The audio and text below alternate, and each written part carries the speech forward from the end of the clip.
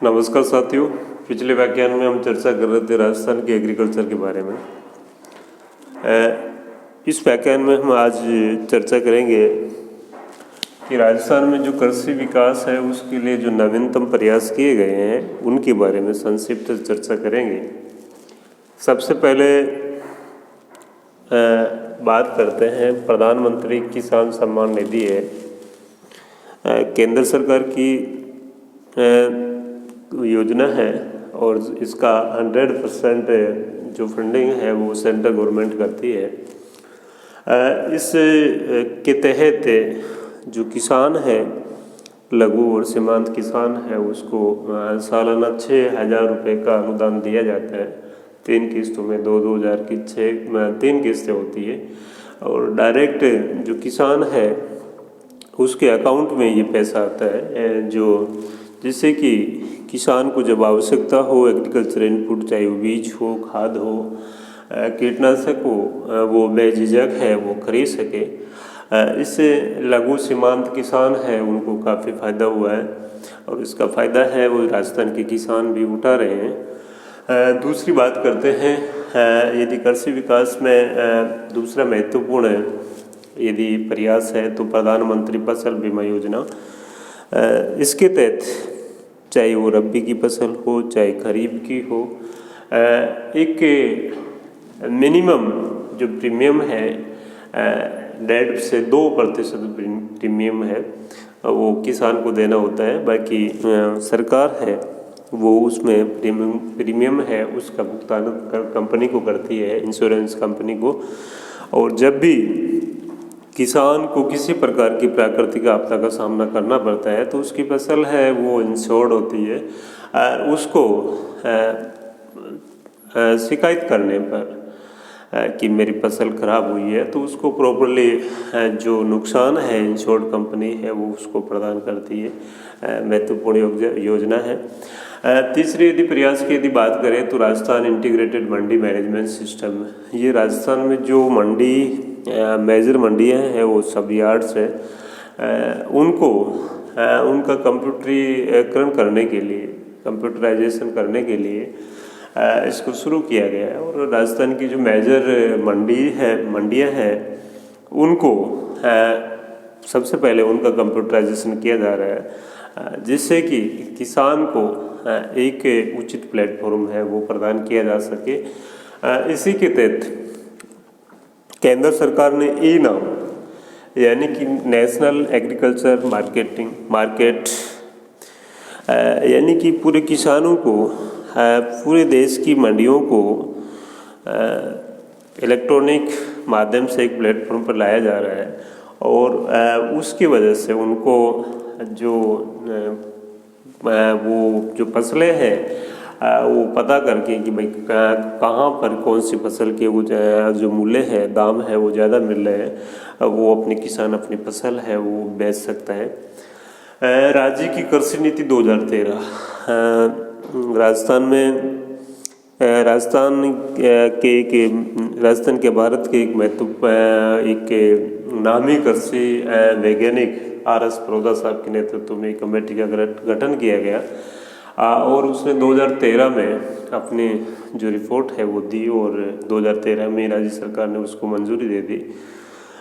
इसके तहत राजस्थान में जो खाद्यान्न उत्पादन है उसको तो बढ़ाना ही है, उसके साथ में जो एग्रीकल्चर की जो ग्रोथ रेट है उसको 4% करना और इसके साथ में ही खाद्यान्न या जो फसलों उत्पादन है प्रोडक्टिविटी बढ़ाने के साथ साथ में इस प्रकार से एग्रीकल्चर की जाए जिससे कि टिकाऊपन या सस्टेनेबल एग्रीकल्चर कहा जा सकता है।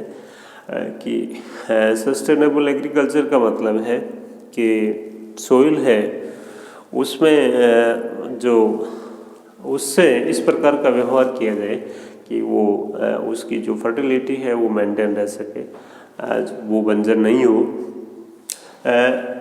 अगला है प्रधानमंत्री किसान संपदा योजना। इसके तहत में यानी कि एग्रीकल्चर है, कृषि है, उसका जो प्रोडक्ट्स है, बाई प्रोडक्ट्स है वो काफ़ी ज़्यादा वेस्ट होते हैं, इसलिए उनका जो प्रोसेसिंग है, प्रसंस्करण है वो कम हो पाता है। इसलिए कृषि प्रसंस्करण या जो एग्रीकल्चर प्रोसेसिंग है, फूड प्रोसेसिंग या प्रोडक्ट प्रोसेसिंग जिसको कहा जा सकता है, उसके लिए इस योजना का शुभारंभ किया गया है। और जो food agriculture product food processing उसके लिए सरकार है वो एक अनुदान है किसानों को उपलब्ध करवाती है। प्रधानमंत्री कृषि सिंचाई योजना, इसके तहत देखिए अपन ने पिछले व्याख्यान में चर्चा की कि राजस्थान में सबसे यदि किसी प्रकार की गंभीर समस्या है तो वो है वाटर यानी जल की। और इसमें उसके कारण राजस्थान का 2/3 जो भूभाग है वो रेनफेड है, यानी वर्षा आधारित कृषि वहाँ पर की जाती है। इसमें जो सिंचाई का पानी जितना उपलब्ध है उसमें जो माइक्रो इरिगेशन में 2 मेथड्स है। एक है फव्वारा स्प्रिंकलर जो इरिगेशन मेथड है, और दूसरा बूंद बूंद सिंचाई या जिसको टपक सिंचाई या ड्रिप इरिगेशन के नाम से इसको जाना जाता है। तो इसके तहत में जो प्रधानमंत्री कृषि सिंचाई योजना है, इसके तहत जो फव्वारा सिंचाई की यदि बात करें तो जो लघु सीमांत कृषक है उनको 60% तक सब्सिडी दी जाती है, सामान्य कृषक है उनको 50% तक, और ड्रिप इरिगेशन बूंद बूंद सिंचाई उसमें 70% तक लघु सीमांत कृषक है उनको सब्सिडी दी जाती है, और जो जनरल सामान्य कृषक है उसको 50% तक। और फव्वारा और ड्रिप इरिगेशन ऐसी सिंचाई विधियाँ है जिसमें जो वाटर यूज एफिशिएंसी है, यानी कि जल है उसकी यूज एफिशिएंसी है वो लगभग 50 से 60% तक वाटर यूज एफिशिएंसी है वो बढ़ जाती है। फव्वारा सिंचाई में जो लेवलिंग का इश्यू भी नहीं रहता है, जो उबड़ खाबड़ भूभाग होते हैं उनके लिए फव्वारा सिंचाई है वो बहुत ही सूटेबल है, और जो बागवानी फसलें हैं उनके लिए ड्रिप इरिगेशन है, बूंद बूंद सिंचाई है वो बहुत ही कारगर है। और इसके साथ में ही जो सौर ऊर्जा पंप है वो लगाने के लिए भी सरकार है वो अनुदान देती है। 50% तक अनुदान है सौर ऊर्जा चालित यदि कोई पंप सेट लगाता है तो उसके लिए किसान अगला इनोवेशन देखें सरकार का या प्रयास एग्रीकल्चर मृदा स्वास्थ्य कार्ड योजना 2015 में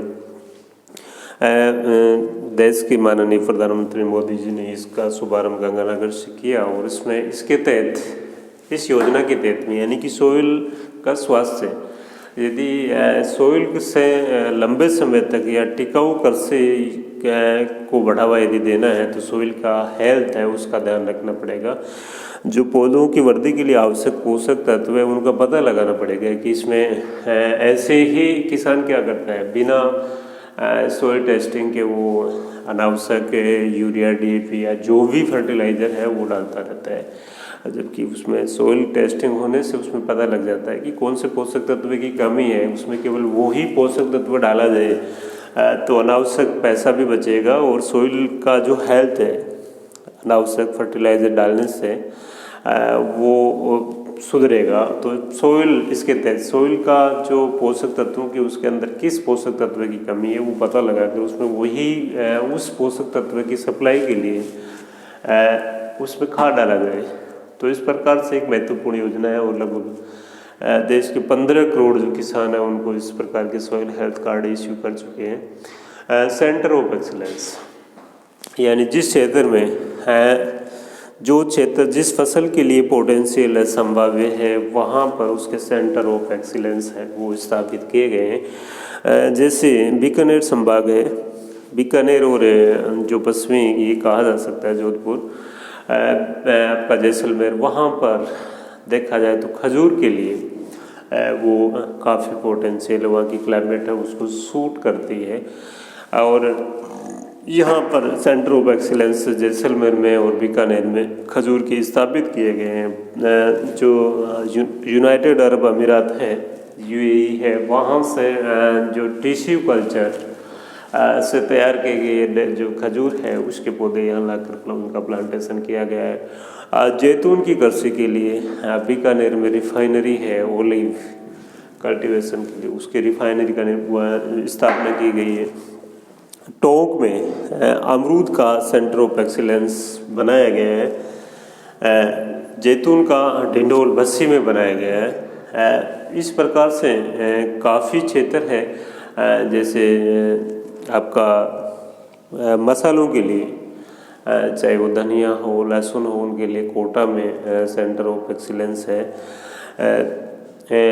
धौलपुर में आम है, आम के लिए सेंटर ऑफ बेर के लिए सेंटर ऑफ एक्सीलेंस बनाए गए हैं। ड्रैगन फ्रूट के लिए ढिंडोल में, ड्रैगन एक प्रकार का इस प्रकार का फ्रूट है जो कोलेस्ट्रॉल है उसको कम करता है, इसके लिए ढिंडोल में।